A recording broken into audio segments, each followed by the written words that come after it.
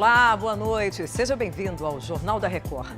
Presidente Bolsonaro libera mais 2 bilhões e 800 milhões de reais para o combate à pandemia.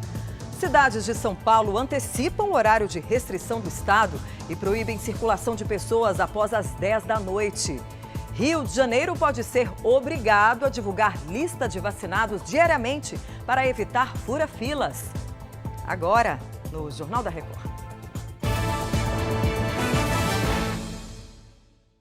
Oferecimento Bradesco. Encare o futuro. Abra sua conta pelo app.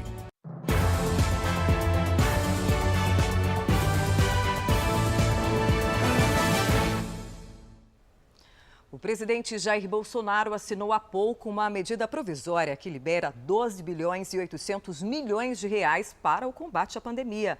O Matheus Escavazini tem os detalhes para a gente. Olá, Matheus. Boa noite para você. Boa noite, Patrícia. Os recursos irão para o Fundo Nacional de Saúde, a Fiocruz, e o Grupo Hospitalar Conceição, uma rede do Rio Grande do Sul que pertence ao governo federal.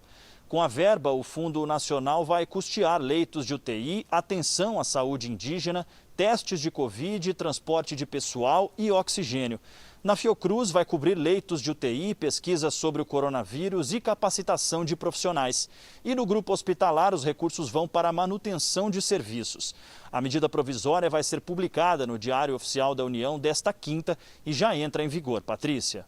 Obrigada, Matheus, pelas suas informações. E olha, o Ministério da Saúde admitiu que errou e trocou o número de doses da vacina contra o coronavírus enviadas ao Amazonas e ao Amapá.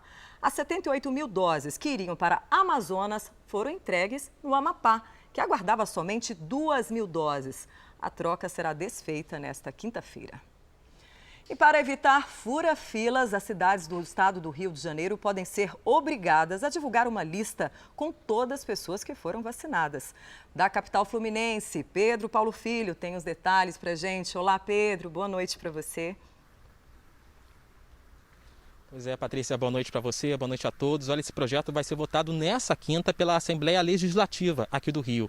Se for aprovado, as listas vão ser produzidas pelas secretarias municipais de saúde e serão divulgadas diariamente nos portais oficiais de transparência e nos sites oficiais das prefeituras. A listagem deverá ter informações como o nome completo do vacinado, data de nascimento, CPF, profissão e datas da primeira e segunda doses. Já a Fundação Oswaldo Cruz, Patrícia, desenvolveu um teste para detectar variantes do coronavírus.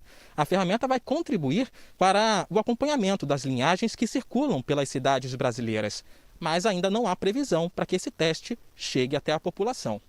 Patrícia. Obrigada, Pedro. Bom descanso. 6 cidades da Grande São Paulo decidiram antecipar a restrição da circulação de pessoas durante a noite, que foi decretada pelo governo do estado. O toque de recolher vai começar mais cedo em alguns municípios paulistas. Quem tem os detalhes para a gente é a Giovana Rizardo. Boa noite. Como é que fica a situação no ABC, Giovana?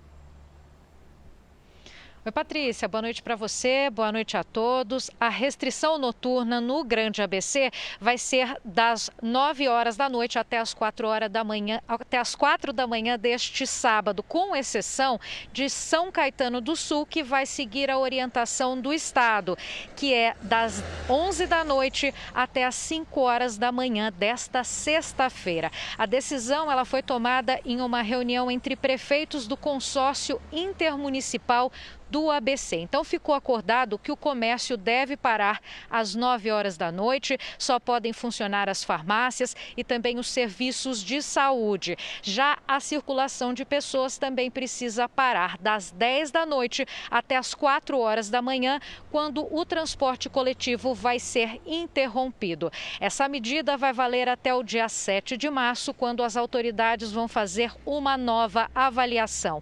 Em relação à volta às aulas, Patrícia, cada cidade vai tomar a própria decisão. Patrícia. Os cuidados devem continuar, né, Giovana? Obrigada. Porque a partir de quinta-feira, a cidade de Curitiba vai adotar novas medidas de restrições também por causa da pandemia. A capital paranaense regrediu para o risco médio de alerta. O Eduardo Escola tem as informações para a gente. Boa noite. Boa noite, Patrícia. Boa noite a todos. A bandeira laranja passa a valer a partir desta quinta-feira e vai até o dia 10 de março em Curitiba. O aumento de casos da Covid-19 e também a ocupação crescente de leitos de UTI motivaram as restrições. Com a volta da bandeira laranja, as atividades culturais, como cinemas e casas noturnas, estão proibidas, assim como a circulação de pessoas e o consumo e a venda de bebidas alcoólicas em locais públicos entre 11 horas da noite e 5 horas da manhã.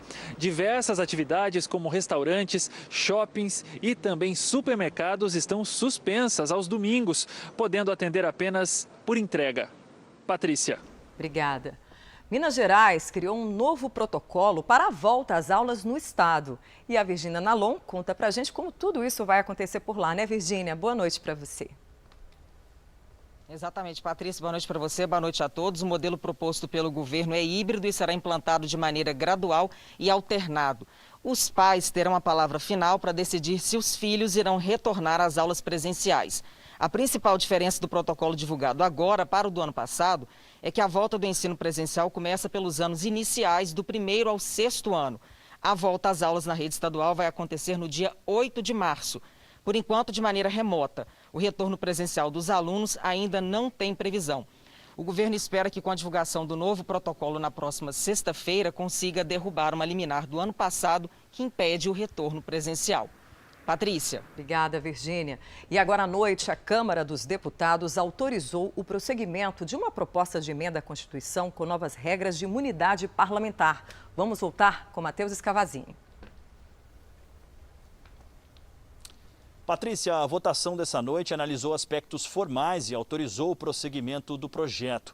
Como altera a Constituição, o texto precisa de 308 votos em 2 turnos para ser aprovado na Câmara e depois segue para o Senado. As novas regras podem impedir a prisão de um parlamentar por determinação de um único ministro do Supremo, como aconteceu com o deputado Daniel Silveira, e restringir a busca e apreensão contra congressistas. A PEC foi para a pauta sem passar por nenhuma comissão da Casa e pode ser analisada no plenário nesta quinta-feira. Patrícia. Obrigada, Matheus. O senador Assir Gurgax foi eleito presidente da Comissão de Agricultura e Reforma Agrária do Senado nesta quarta. O parlamentar do PDT de Rondônia participou do JR Entrevista e defendeu um posicionamento estratégico da agricultura brasileira no mercado internacional. Nós temos que ter uma relação harmoniosa. Nós precisamos vender mais e também, muitas vezes, comprar mais. Quando nós falamos que queremos exportar, todos os países querem exportar, todos eles. Aí nós temos que fazer aqueles acordos bilaterais. Isso eu posso comprar, isso posso vender. Assim que tem que funcionar, principalmente para a exportação. Agora, nós podemos fazer um aumento da produtividade sem derrubar uma árvore no Brasil. De que forma? Nós temos muitas áreas degradadas, principalmente na região norte. No Equador, a polícia divulgou imagens do exato momento em que invade uma rebelião em uma cadeia na cidade de Guayaquil. A câmera presa ao guarda registrou os policiais enfrentando as chamas para chegar até o local dos detentos. O Equador vive uma onda de motins nas penitenciárias. 79 pessoas já morreram em 4 cadeias. E pela primeira vez em mais de uma década, o Japão registrou uma queda do número de mortes, apesar da Covid-19. Então, vamos para lá com a correspondente Silvia Kikuchi. Boa tarde. Olá, Patrícia. Segundo dados do Ministério da Saúde, houve uma queda de 0,7% no número total de mortes em 2020, em comparação ao ano anterior. Por ter a população mais velha do mundo, especialistas mostravam preocupação sobre como a pandemia afetaria o país. Mas os dados mostram que o Japão enfrentou a doença melhor que outros países com média de idade mais jovem. Por aqui foram 7.600 mortes relacionadas à Covid-19 até o momento. Em nenhum dia, o Japão registrou mais de 8.000 novos casos, mesmo com uma população de 125 milhões de habitantes. Patrícia. Obrigada, Silvia. Futebol, pela Liga Europa, o Tottenham goleou com 2 gols brasileiros. Já na Liga dos Campeões, Real Madrid e Manchester City venceram. Veja só os destaques. Nas oitavas de final da Liga dos Campeões, o Manchester City venceu o Borussia Mönchengladbach da Alemanha por 2-0. O português Bernardo Silva fez o primeiro de cabeça. E Gabriel Jesus fechou o placar para os ingleses. Na Itália, o único gol do jogo entre Atalanta e Real Madrid foi de Mendy. O francês fez este golaço para os espanhóis no finalzinho da partida. Pela Liga Europa, o Tottenham goleou o Wolfsberger da Áustria e se classificou para as oitavas de final da competição. Destaque para o brasileiro Carlos Vinícius, que fez 2 dos 4 gols do time inglês. E cerca de 100 idosos, moradores de casas de repouso na Espanha, puderam sair para se divertir pela primeira vez em um ano. Todos vacinados e com motivos de sobra, para sorrir. A atração escolhida foi um show de comédia em um teatro na capital Madrid. A primeira onda da doença, metade das mortes por Covid-19, foram registradas em asilos. Que bom que está passando, E essa edição do Jornal da Record termina aqui. Outras informações no Fala Brasil, às 8h30 da manhã. Boa noite para você.